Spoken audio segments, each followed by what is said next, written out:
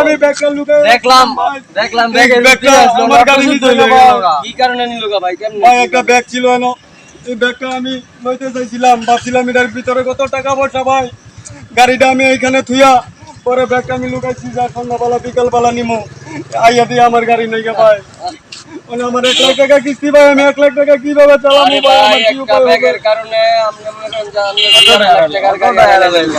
ব্যাগটা ভাই কি আসলে ব্যাগের ভিতরে? ভাই ব্যাগটা ভাই আছে, ব্যাগটা আমি এনে লুকাই রাখছি ভাই। এই ব্যাগটা দিলেন তো।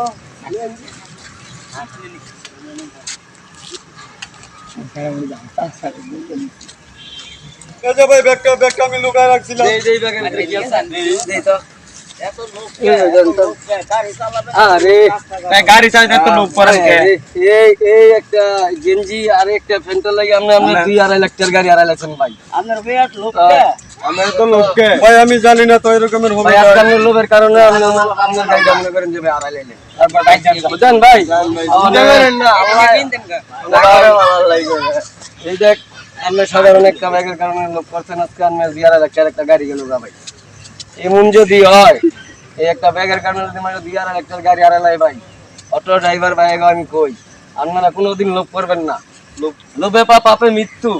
আজকে আপনি গরিব মানুষ 2.5 লাখ টাকা খরচ করে গাড়ি কিনছেন, 1-1.5 লাখ টাকার কিস্তি চালান, এই যে ডাকেরা টানবো আপনি যে এই সাধারণ একটা ব্যাগের লাইগা এই ভুলটা করলেন ভাই।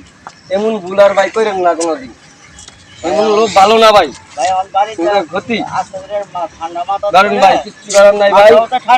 এটা মনে করেন যে এটা একটা চক্র দ্বারা গাড়ি নেয়, এই চক্র এটা একটা মনে করেন কৌশল, এই কৌশল খাড়াইয়া আপনার কাছে তো গাড়িটা নিয়ে গেছে ভাই।